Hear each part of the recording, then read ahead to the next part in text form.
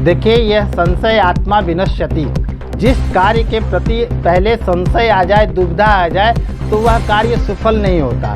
इसलिए सभी सनातनियों से करबद्ध प्रार्थना है कि सभी सनातनी 11 अगस्त को श्रवण नक्षत्र में, आयुष्मान योग में और पूर्णिमा व्याप्त में आप सभी रक्षाबंधन का पावन पर्व त्योहार को मनाएं। और जो बता रहे हैं कि रक्षाबंधन के दिन भद्रा है, तो मकरस्थ चंद्र होने के कारण भद्रा पाताल लोक में होता है। और हम लोग रहते कहाँ हैं, उनसे पूछिएगा कि जो 12 तारीख को बता रहे हैं कि भाई अगर भद्रा है तो पाताल लोक में है। मकर में चंद्रमा होने के कारण पाताल लोक में भद्रा होते हैं, और पाताल लोक में होने के कारण कोई भी अशुभ फल मृत्यु लोक में, पृथ्वी लोक पे किसी भी प्राणी के ऊपर नहीं होता। इसलिए, और दूसरा, जो धर्म सिंधु और निर्णय सिंधु के अनुसार जो श्लोक बता रहे हैं, उसके आगे वाला भी श्लोक को पढ़ें। पूर्णिमा प्रतिपदा युक्त में रक्षाबंधन नहीं करना चाहिए। और 12 तारीख को प्रातः मात्र 7:16 तक पूर्णिमा है। इसलिए 11 अगस्त को 9:16 से लेकर के प्रारंभ हो जाएगी पूर्णिमा, और अगले 7:16 तक 12 तारीख को रहेगा। तो आप सभी लोग 11 अगस्त को श्रवण नक्षत्र में शुभ योग में आप सभी प्रातः 10:17 से लेकर के शाम को 6:53 तक, और उसके बाद भी अगर नहीं आप राखी बंधवा पाए हैं तो रात्रि 8:27 से लेकर के प्रातः 7:16 तक बिना किसी संशय का। और दूसरी बात ये भी बता दूं उन लोगों को कि रक्षाबंधन का पावन त्योहार जिस दिन पूर्णिमा होता है, वह अपने आप में सिद्ध मुहूर्त है।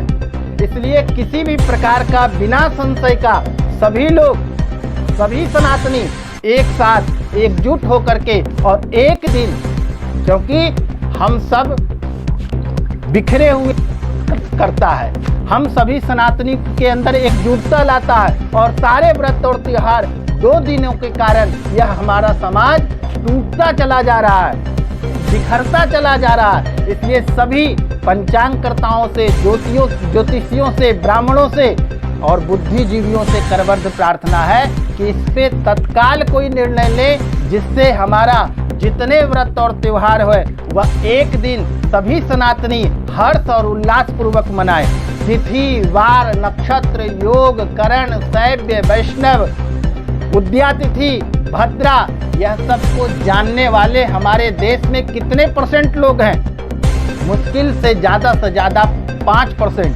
और व्रत और त्योहार को मानने वाले 100% हिंदू समाज है, और 90% लोगों के अंदर ये ज्ञान ही नहीं है तिथि, वार, नक्षत्र, योग, करण का। तो आपके चलते उन लोगों के जीवन में भी परेशानियां आती है, व्रत त्योहार के प्रति संशय हो जाता है। जो एक साथ एकजुट एक दिन मनाना चाहिए वह 2 दिनों को हो जाता है। कभी आपने सुना होगा कि क्रिसमस 2 दिनों का है, ईद 2 दिनों का है, और सब गुरु नानक जयंती 2 दिनों का है? ऐसा नहीं है।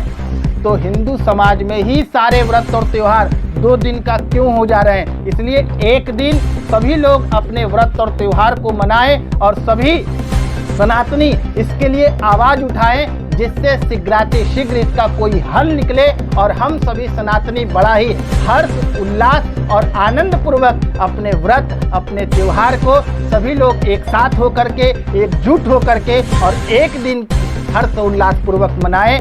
पुनः आप सबको रक्षाबंधन की ढेर सारी शुभकामनाएं और बहुत बहुत बधाई इस रक्षाबंधन का पावन पर्व पे।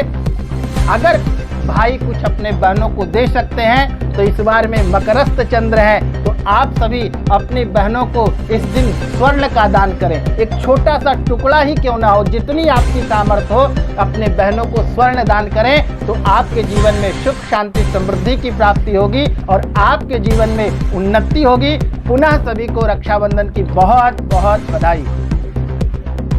क्या शुभ मुहूर्त है रक्षाबंधन पर? जो बहनें भाइयों को राखी बांधे, लंबी उम्र की जो आयु बढ़ाएं, क्या उनका शुभ मुहूर्त है? क्या उनका लक्ष्य?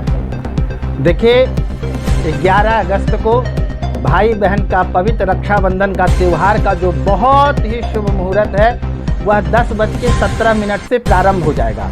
लेकिन जो उसमें सबसे उत्तम मुहूर्त बताया गया है हमारे ज्योतिष शास्त्रों में अभिजीत मुहूर्त, जो 12:17 से लेकर के 1:39 तक है। इस समय रक्षाबंधन बंधवाना बहुत ही शुभ होगा और अभिजीत मुहूर्त में रक्षाबंधन बंधाना अपने आप में अभिजीत हो जाता है वो।